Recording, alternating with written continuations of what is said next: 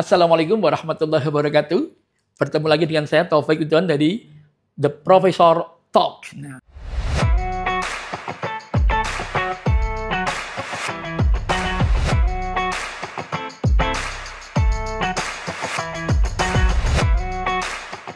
Ngomong-ngomong soal guru besar ini menarik ya, kalau kita juga ketemu dengan sosok yang satu ini, guru besar kita, Profesor Dr. Mokhlas MT. Assalamualaikum Prof. Saya harus undangnya Prof itu, walaupun biasanya cuma Pak aja ya. Pak Mokhlas ini, Profesor Mokhlas ini, saya kenalnya sejak tahun 80-an 90. Beliau sangat humble sebagai dosen muda waktu itu. Saya juga sebagai wartawan muda saat itu. Dan selalu terngenang dengan foto kita rakutannya. Karena begitu dekatnya antara dosen dan mahasiswa. Saya mahasiswa jurusan bahasa Inggris, beliau dosen di MIPA waktu itu. Nah, Prof, kan ini udah rektor 2 periode ya? Ya. Memang enak jadi rektor ya? Enggak. Enggak enak. Kenapa kok enggak enak? Ya, rektor kan tanggung jawab Mas Taufik ya. Oh. Tanggung jawab sebagai pimpinan. Iya. Sebagai pemimpin. Betul. Jadi mengemban fungsi leadership maupun manajerial. Jadi tidak mudah ya, karena apalagi saya itu rektor perguruan tinggi swasta. Tapi kan terbesar. Oh iya, tapi di mana-mana yang namanya perguruan tinggi swasta itu kan pasti mandiri. Iya. Mandiri dari sisi tata kelolanya, dari sisi terutama dari sisi finansialnya. Iya, iya. Jadi ini yang bikin apa ya, sebetulnya yang membedakan lah tanah ya. Walaupun sekarang mungkin PT NBH itu sudah setengahnya agak dilepas gitu ya oleh negara betul. Gitu. Sehingga hampir sama dengan kita perguruan tinggi swasta. Tapi kami sudah pengalaman sejak lama ya sudah dalam biasa. Golek dit receh gitu ya. Sudah pengalaman mengalami kesulitan sejak awal kan gitu ya. Iya. Pengalaman mengalami kesulitan. Jadi seorang rektor itu, jadi Pak Profesor Dr. Mokhlas MT ini rektor Universitas Ahmad Dahlan. Jadi UAD gitu ya. Mohon maaf ya yang belum tahu bahwa UAD itu perguruan tinggi Muhammadiyah. Ya. Jadi banyak orang nggak tahu kalau ini perguruan tinggi Muhammadiyah karena nggak nyebutkan perguruan tinggi Muhammadiyahnya. Ya. Nah, sudah 2 periode Prof Mokhlas ini mimpin. Sekarang jumlah mahasiswa berapa ya? Jadi harus tahu betul ya. Sekitar 21.800-an. Yang aktif. Yang aktif. Ya, 21.000. Ya, sekitar itu. Masya Allah. Dan pastinya memimpin 21.000 itu alumni udah berapa lagi ya? Ya, alumni sudah 70.000 ya, termasuk Mas Taufik ya. Wah, saya alumni tahun 80, masuknya 88, lu 93, Masya Allah. Orang pos di sambi-sambi gitu ya. Oke. Prof Mokhlas, katanya tidak enak, tapi kan itu amanah gitu ya. Cara manajemennya gimana? Itu manage kan banyak sekali, memimpin karyawan mungkin 700 ya. Pegawai kita total 1.200-an dengan jumlah dosen 783-an kira-kira. Kemudian tenaga kependidikan 400-an kira-kira ya. Jadi hampir sekitar 1.200. Ya. Istri mereka rata-rata 1 berarti sudah 2.000. Anaknya rata-rata? 400, anaknya rata-rata 3. Masya Allah. Nah, itu sudah berapa tuh? Sudah di atas ya 6.000-an orang harus dihidupi setiap bulan gitu Pak Taufik. Setiap bulan hidup dari UAD. Ya. Dan itu mengatur uangnya ya tidak mudah ya. Kita harus pandai-pandai melakukan pengelolaan universitas ini ya, karena kita sumber keuangannya hanya 1 dari mahasiswa. Memang kita memiliki beberapa perusahaan yang sedang kita galakkan ya. Untuk mengkompensasi tambahan-tambahan biaya operasional kita. Betul.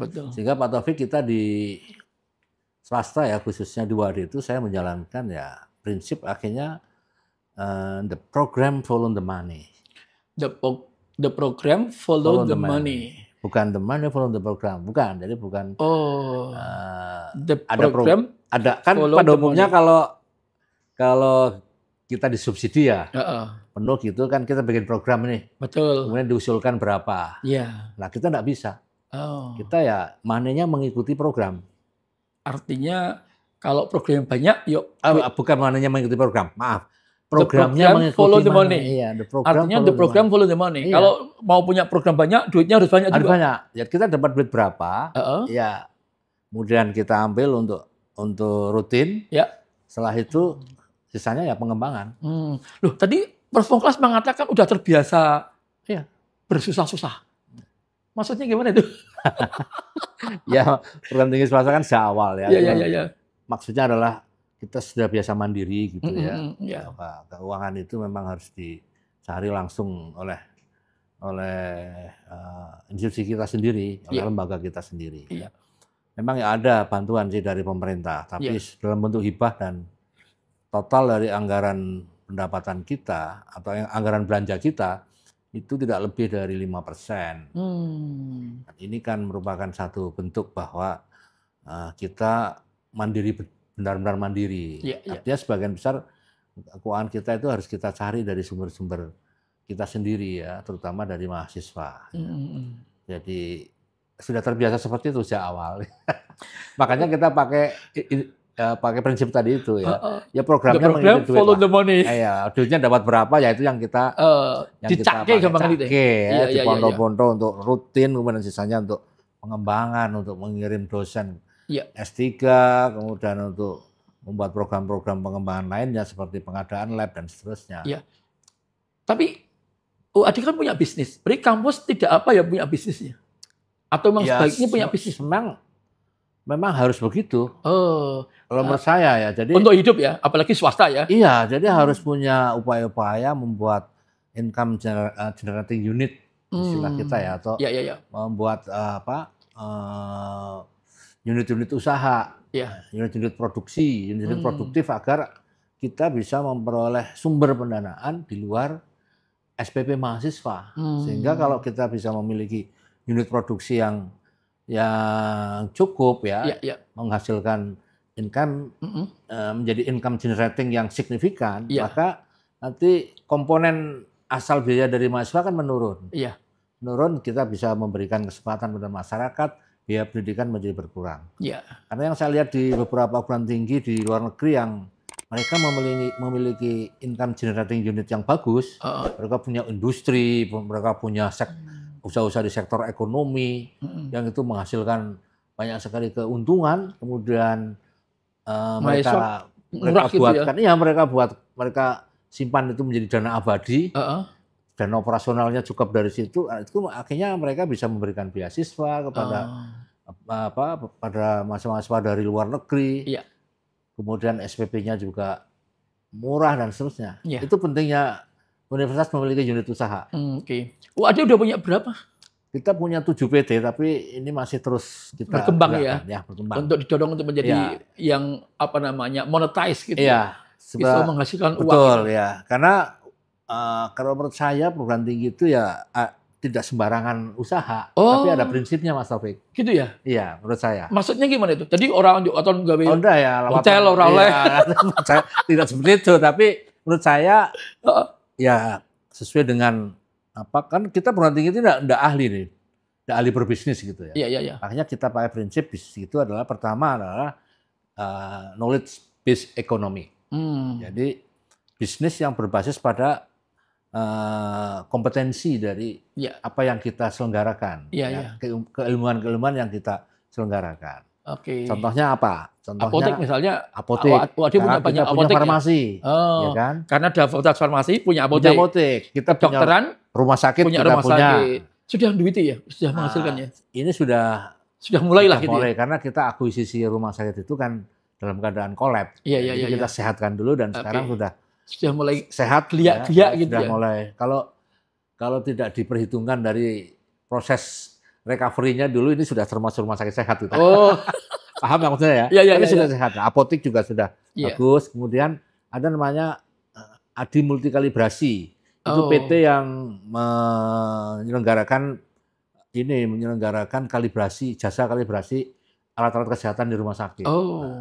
Karena kita punya fisika. Ya, jadi kita ada keilmuan gitu ya. Keilmuan. Jadi menurut saya knowledge based economy ini satu bisnis universitas yang bagus. Sebab kalau di luar itu kita punya kompetensi nanti. Iya. Udah bisnisnya sendiri juga perlu perlu modal SDM dan lain-lainnya. Modal SDM, kapitalnya tinggi sekali. Iya. Kemudian kita tidak punya pemahaman. Yang kedua, kita juga menyelenggarakan bisnis closed loop namanya.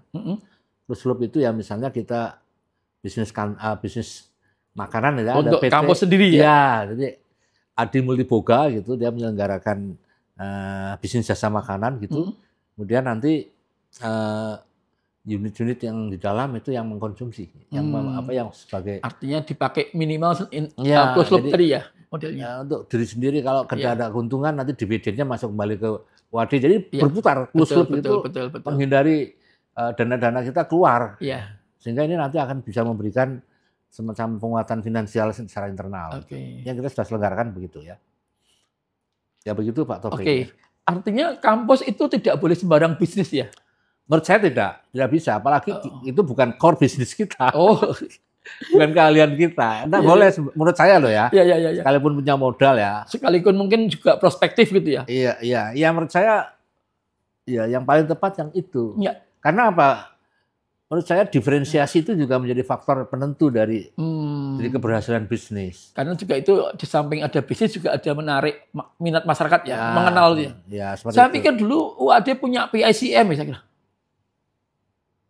Ternyata enggak. Saya kira UAD dulu pernah punya PICM ya. Ternyata sponsor ya. Iya, sponsor lah. Kita berpartisipasi menjadi sponsor, tapi juga tidak terus-menerus gitu ya. Iya, artinya pada waktu itu PICM tersemangati karena ada, bayangin setiap hari masuk ke TV besar, TV nasional, UAD juga muncul dengan begitu brandnya.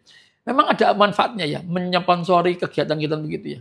Ya, kita di dalam membuat institutional branding itu kan macam-macam ya, Pak ya, macam-macam. Kita tempuh segala cara.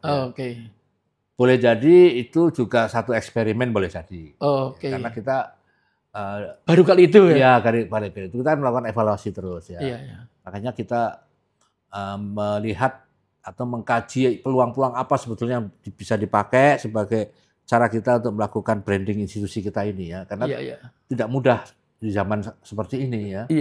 Tidak mudah meyakinkan masyarakat, sekalipun UAD itu sudah unggul. Bahkan mungkin juara, kita sudah terbaik lah ya di DIY ini. Nasional juga udah rankingnya. Nasional juga sudah seperti itu ya. Beberapa dari riset-riset kita itu bahkan mengungguli PTN-PTN yang lain, tidak hanya PTS ya, PTN atau beberapa dari program kegiatan kita seperti itu. Tapi ya sekali lagi kita masih terus berupaya bagaimana agar kondisi yang baik seperti ini dari WAD itu bisa kita kapitalisasi menjadi sesuatu yang bisa meyakinkan masyarakat bahwa UAD itu adalah pilihan buat menyekolahkan anak-anak mereka. Ini yang tidak gampang. Dan hampir semua perguruan tinggi swasta sekarang menghadapi problem seperti itu. Apa ya sebabnya? Sebabnya diantaranya banyak pilihan. Yang kedua, idealisme itu sudah mulai mungkin loh ya. Artinya di kampus-kampus lokal, kalau dulu Sumatera sudah begitu banyak kampus, dan yang kedua kebijakan pemerintah juga protektif gitu ya. Saya kira betul yang itu tadi jadi masyarakat mulai berpikir rasional sekarang ya. Dengan daya beli yang mungkin menurun begitu, sekarang berpikir rasional. Kalau nanti outputnya itu menjadi sarjana, kan cukup di daerah saja, lokal saja. Toh sekarang juga perguruan tinggi itu ada sudah di lokal-lokal itu banyak ya? Banyak sekali dan tapi itu biayanya bisa rendah. Prof, bahaya nggak sih kalau ada kebijakan pemerintah misalnya nih contoh ya, kuliah di sini aja yang negeri, jadi nanti kami menerima pegawai hanya lulusan lokal, itu bahaya nggak bagi bangsa, kelanjutan bangsa? Ya itu kan eksklusif ya, padahal sektarian. Padahal pendidikan itu sendiri kan harus terbuka, harus sangat inklusif. Harus juga memperhatikan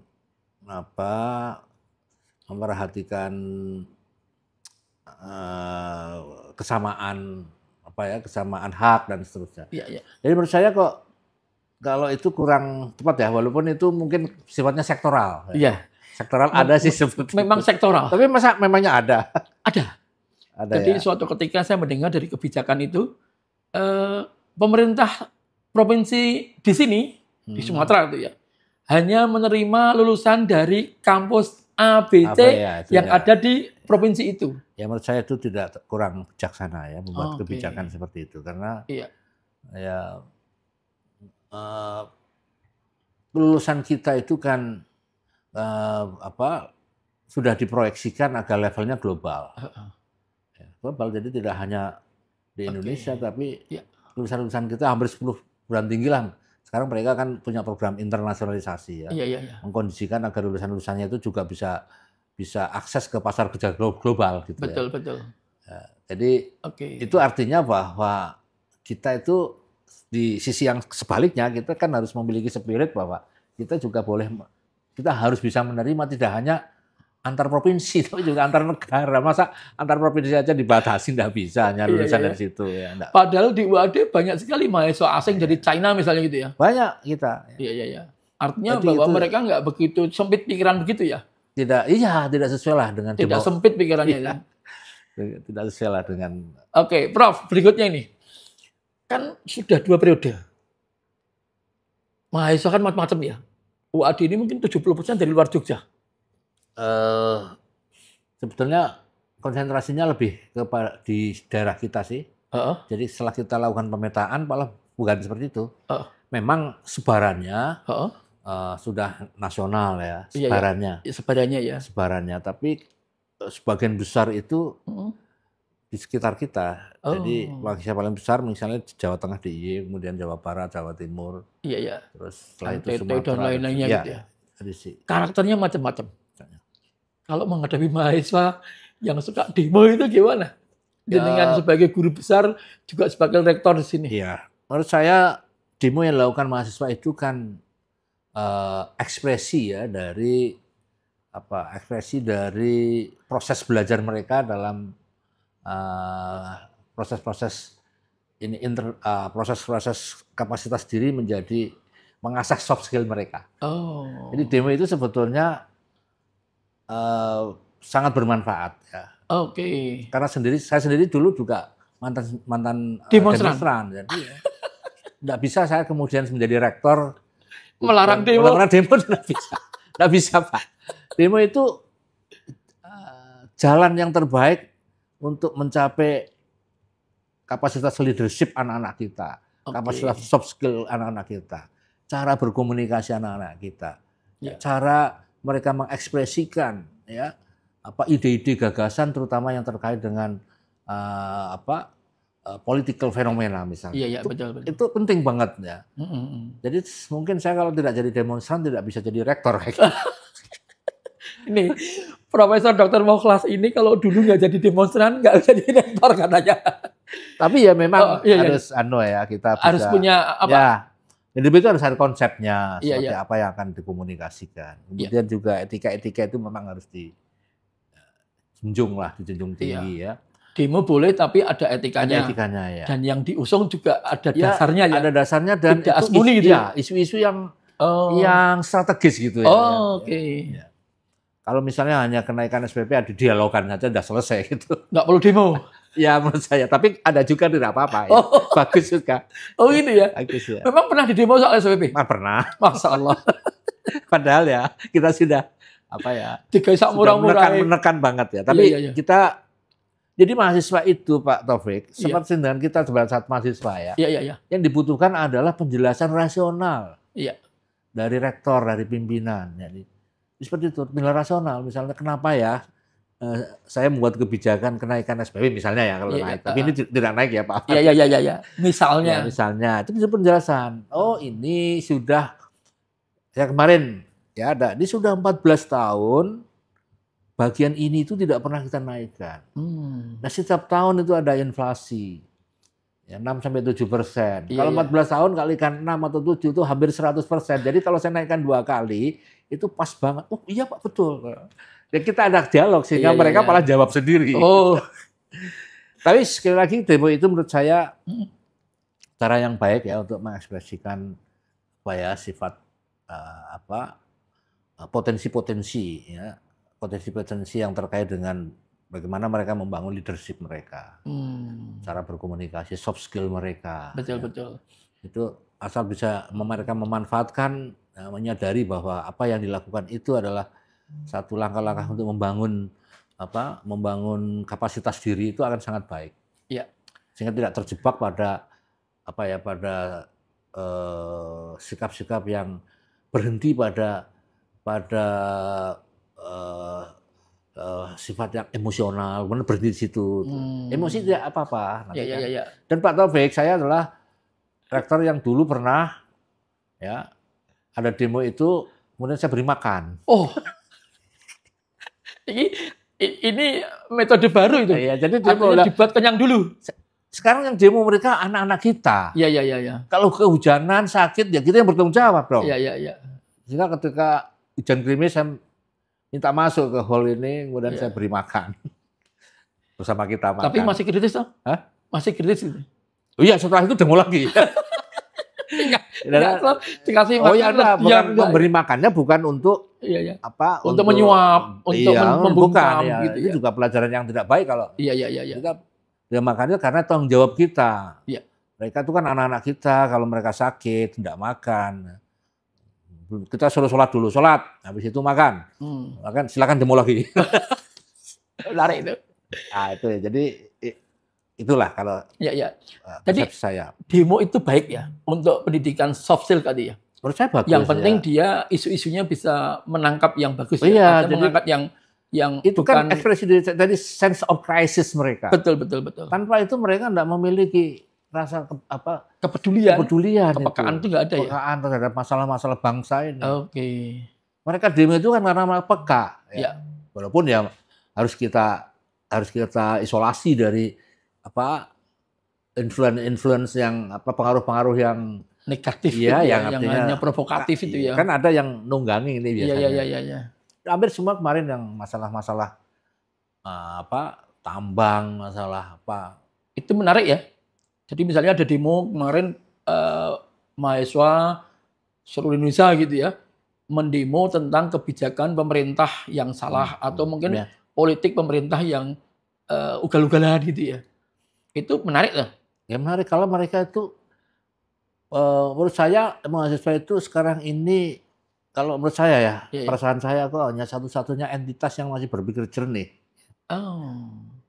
Masih berpikir jernih. Mahasiswa masih jernih. Masih jernih, artinya mereka tidak punya kepentingan selain mereka menyuarakan hati nurani mereka. Dan mungkin aspirasi masyarakat juga dibawa dia ya. Ya termasuk itu ya, hati nurani itu yang berbasis kepada kepentingan atau aspirasi masyarakat. Iya. Masih itulah, saya kira mahasiswa masih pada posisi itu ya. Tidak mudah ditunggangi. Tidak mudah. Jadi kita masih bisa berharap lah kalau ada suara mahasiswa itu berarti masih ada suara hati nurani gitu. Jadi menurut saya gitulah. Karena dulu saya aktivis, saya mantan demonstran, jadi saya merasakan betul. Iya. Makanya kalau mahasiswa cuma duduk-duduk, kemudian sekolah, kemudian lulus, itu jadi sarjana juga cuma sarjana yang minus gitu ya. Ya menurut saya tidak punya nilai plus ya. Itu gampang, Mas. Oh. Gampang. Ya. Artinya jadi mahasiswa kalau hanya menjadi kutu buku seperti itu. Iya. Kemudian IP-nya 4. Iya. Selesai tepat waktu itu gampang. Iya. Seperti itu. Tapi apakah kita kuliah itu tidak ingin memperoleh added value, nilai tambah pengembangan diri? Oke. Nah, kalau kita tidak ingin seperti itu ya jalan seperti itu tidak masalah. Mereka selesai, tapi jangan ditanya apakah nanti mereka akan bisa menjadi pemimpin yang pemimpin komplit yang bisa menyelesaikan masalah itu belum tentu ya. Holistic leader yang itu saya yakin pemimpin tidak berangkat dari sana. Iya. Coba lihat Mas, apakah ada pemimpin yang berangkat dari situ? Pasti mereka pernah menempat diri dalam pengembangan soft skill mereka, kepemimpinan mereka, motivasi mereka. Sekarang mengelola demo, kemudian melaksanakan kegiatan kemahasiswaan itu tidak mudah ya. Tidak mudah karena Pak Taufik tahu sendiri ya, besok ujian, hari ini harus rapat ya, organisasi gimana mengatur waktu. Kadang-kala kita itu malah mengorbankan akademik, itu yang sebetulnya tidak boleh. Artinya kalau ada saya jalanin itu. Iya, artinya kalau ada aktivis Ora apa yang penting aktif nilainya 3 nggak apa. Oh jangan. Jangan ya. Jangan. Yo nek iso sing apik ya nilainya bagus deh. Ya seperti saya IP-nya kan bukan IP, saya bukan orang yang lulus dengan cum laude. Iya. Bukan, dari S1 sampai S3 saya tidak cum laude lulusnya. Oke. Karena aktif. Iya, karena saya aktif. Iya.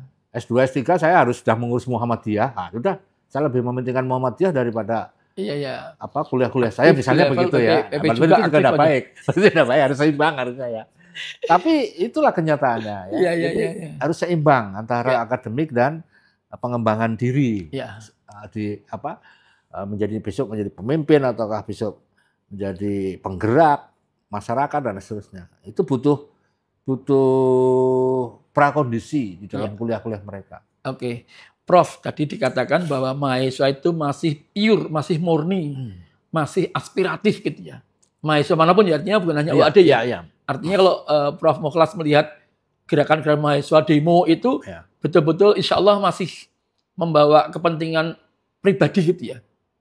Artinya suara aspirasi anak muda gitu. Iya. Oke. Sebatas itulah ya. Iya. Selama itu tidak dimasuki ya oleh oknum-oknum. Iya. Memang ada. Iya, mestinya ada ya. Hidup ini kan penuh dengan kepentingan. Iya. Sebenarnya kan banyak orang berkepentingan maksudnya. Iya. Dengan fenomena-fenomena tertentu. Apa saja, jangan artinya tidak hanya demo. Ya, bisa jadi ya orang yang berkepentingan mencoba merayu mahasiswa untuk tidak kritis, bahkan diiming-imingi sesuatu. Betul. Makanya itu mahasiswa itu harus mengatur diri sendiri lah. Saya lihat banyak itu berbeda ya dengan gerakan-gerakan tahun 80-an saat ya karena anunya berbeda ya. Dulu kan zamannya beda. Ya, karena dulu kan problemnya juga pemerintahnya Orde Baru. Jadi saya pernah menentang Orde Baru juga. Tapi kan dapat super semar. Oh, sudah dapat beasiswa masih demo lagi.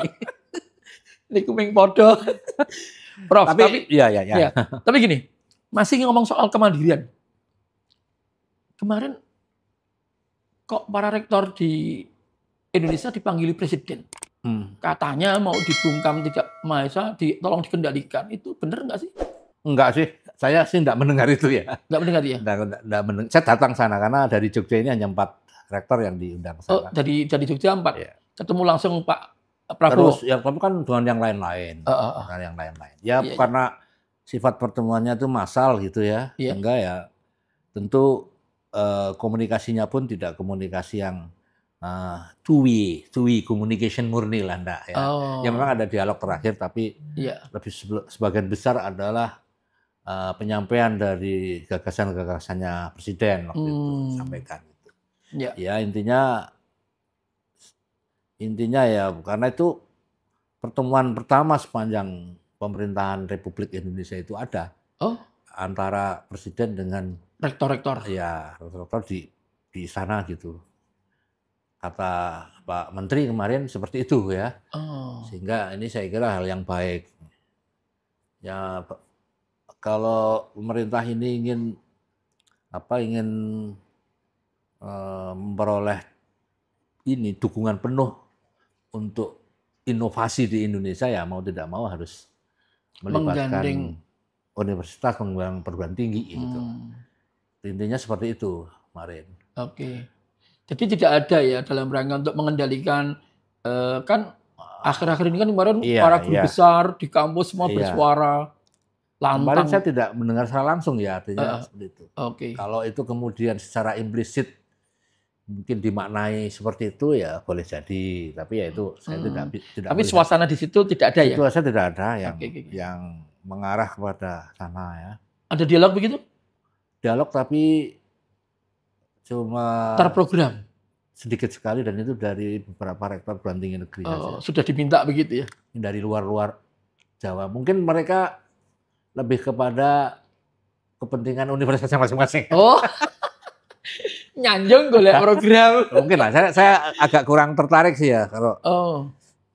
Soalnya kalau ya memang sifatnya massal. Iya. Beda ketika Pak Prabowo bertemu saya dan Pak Ketum di UAD sebelum jadi menteri, sebelum jadi presiden itu. Masih Menhan waktu itu ya? Ya itu ada dialog yang agak intensif, dan kemudian kita didorong untuk membuat prototipe rudal dan seterusnya itu Iya. lebih. Dan akhirnya kan UAD mendapat kepercayaan dari Ya. Pindad. Pindad bukan ya? Dari Kemenhan. Menhan ya? Ya.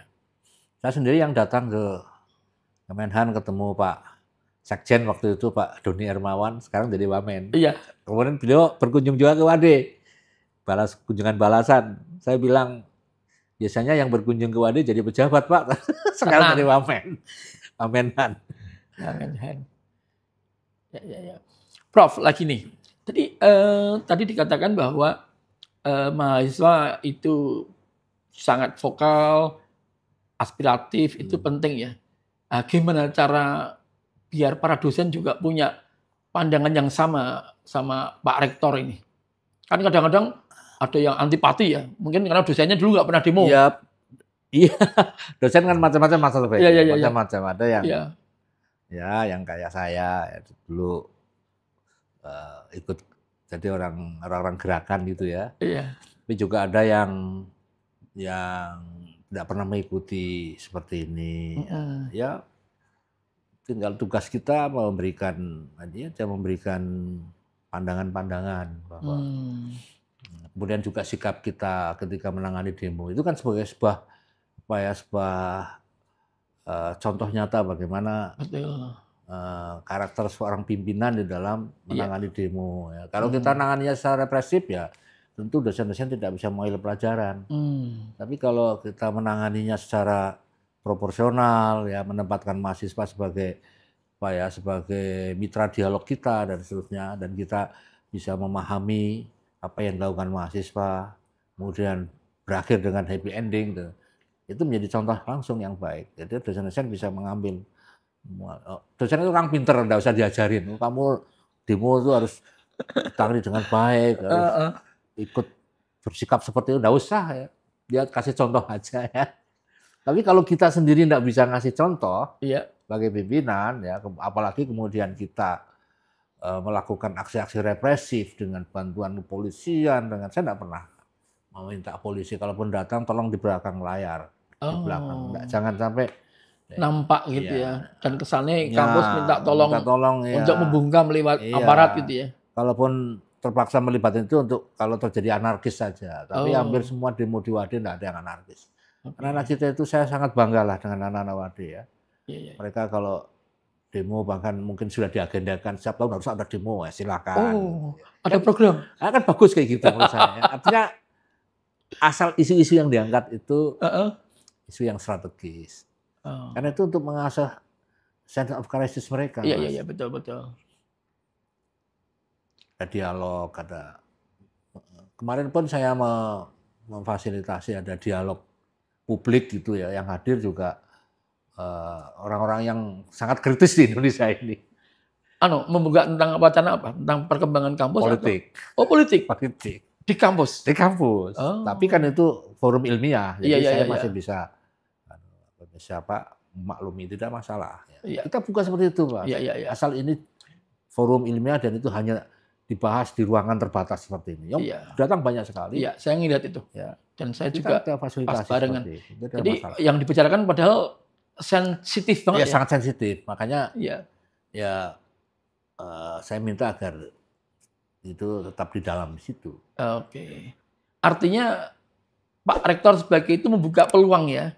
Kalau membicarakan tentang hal-hal yang sangat kritis pun kalau itu ilmiah, dasarnya welcome gitu ya. Kalau saya tidak masalah karena ini saya harus bisa menjamin kebebasan akademik dan kebebasan mimbar akademik yang sudah diatur di statuta kita.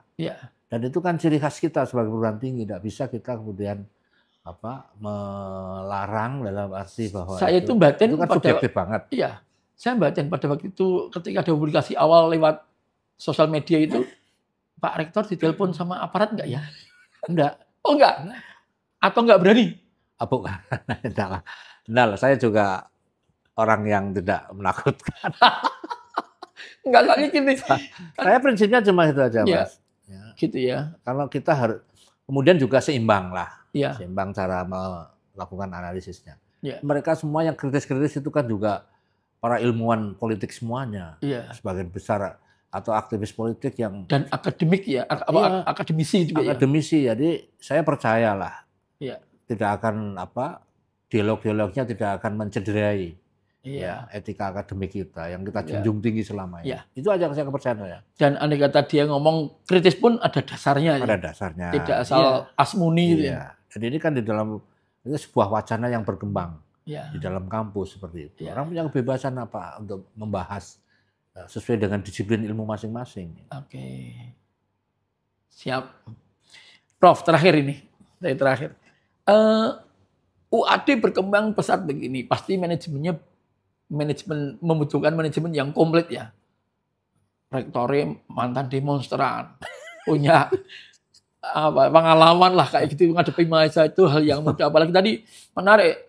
Demonstran dipakani sedikit, dikasih makan biar Ya, itu dulu-dulu lah ya. Iya, artinya Pernah terjadi seperti itu. pernah kejadian gitu. Artinya dialogis gitu ya.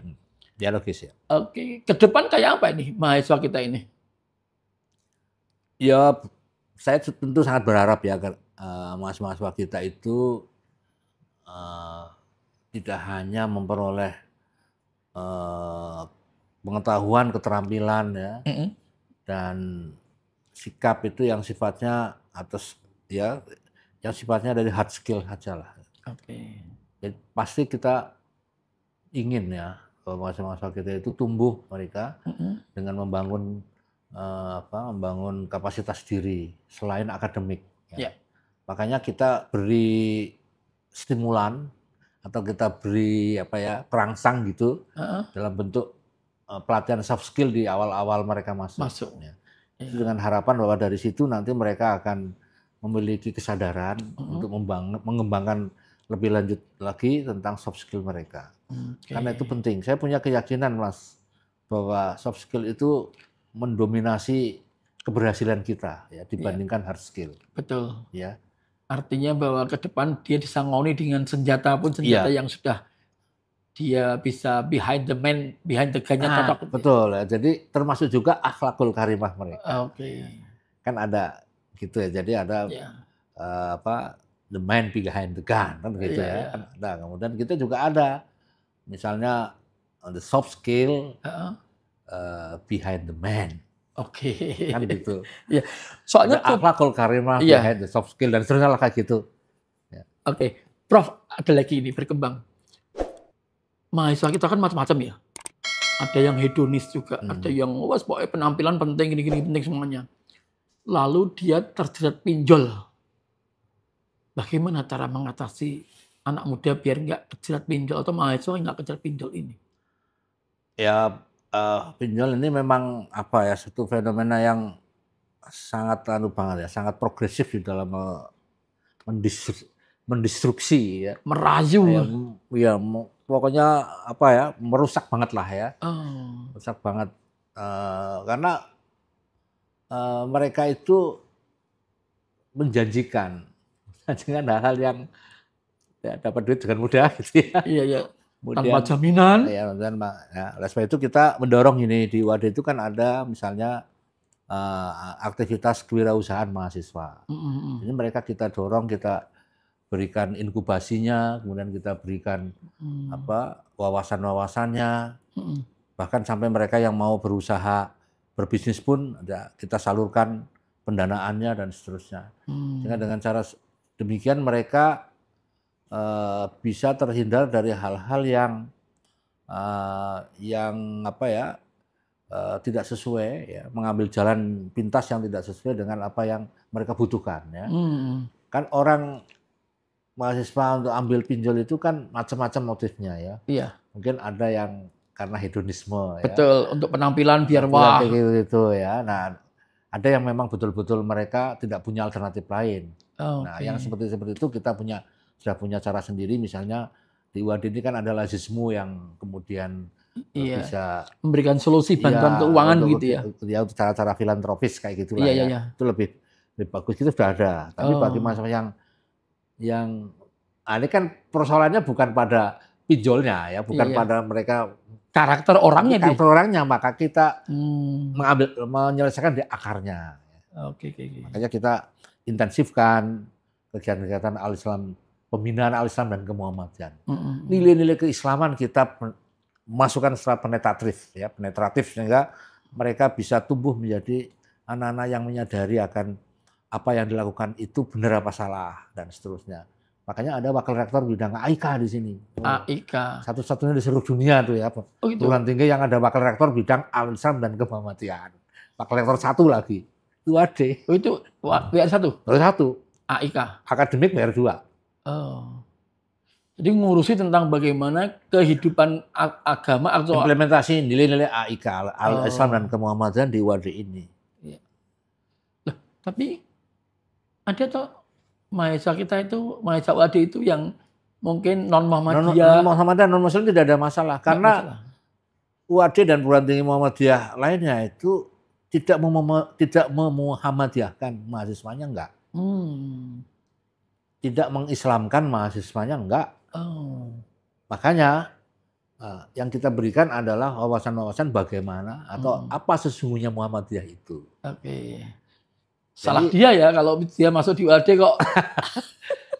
Iya, jadi paling tidak kalau mereka kemudian besoknya belum Muhammadiyah ya tidak ada masalah. Tapi punya wawasan tentang Muhammadiyah. Mereka memahami tentang Muhammadiyah. Secara luas. Secara secara utuh gitu ya. Secara utuh sehingga mereka walaupun belum Muhammadiyah tapi punya pengetahuan Muhammadiyah kan gitu. Sama yang non Muslim juga kita berikan paham tentang Islam. Iya, mereka tidak kita wajibkan untuk membaca Quran. Tapi yang kita berikan adalah Islamologi. Ya, lebih kepada kajian-kajian keislaman. Seperti sejarah ilmu pengetahuan Islam, ya, kemudian sejarah peradaban Islam, kemudian tokoh-tokok Islam yang menginspirasi, kayak gitulah. Jadi supaya mereka secara pribadi keyakinannya tidak terpengaruh, kita tidak mencoba mempengaruhinya, tapi dari sisi pengetahuan keislamannya mereka punya. Oh ternyata Islam kayak gini ya. Nah perkara nanti mereka mau jadi mu'alaf apa enggak bukan urusannya kampus Tuhan. Nih, jadi kampus UAD itu betul-betul ada membidangi AIK gitu ya, bagaimana implementasinya agama Islam dan kemuhammadiyahan. Tidak memaksakan siapapun untuk masuk Islam, untuk masuk di Muhammadiyah, tapi ada pelajaran tentang itu di UAD, universitas yang terbesar. Pak Rektor, ini saya kira satu pesan untuk mahasiswa. Apa? Biar mereka hidupnya ketika kuliah keren, rampung itu jadi orang bermanfaat. Ya, semua itu harus menggunakan prinsip keseimbangan. Ya. Antara fisik kita dengan hati kita itu harus seimbang. Ya. Kemudian juga akademik kita dengan soft skill kita seimbang. Ya. Jadi jadilah mahasiswa yang bisa mengambil nilai tambah ya, dari peranan-peranan kita di dalam kampus. Ya. Jadi banyak sekali kegiatan-kegiatan yang bisa dipakai sebagai media untuk mengasah skill atau keterampilan-keterampilan non akademik ya yang harus kita kuasai. Jadi jangan hanya mengambil ilmu-ilmu dari dalam kelas saja, tapi ambillah hikmah dari luar kelas dengan mengikuti berbagai kegiatan kemahasiswaan. Insya Allah itu akan bisa menumbuhkan selain keterampilan-keterampilan teknis kita, keterampilan akademik kita, juga keterampilan hidup kita ya, yang itu semuanya nanti akan bisa membawa kita pada kesuksesan hidup di masa yang akan datang. Oke, terima kasih Pak Rektor UAD, Profesor Dr. Mokhlas MT. Mudah-mudahan manfaati bersama kita masih The Professor Talk ID. Makasih Prof. Sama-sama Mas. Ya, alhamdulillah. Ketemu lagi nanti.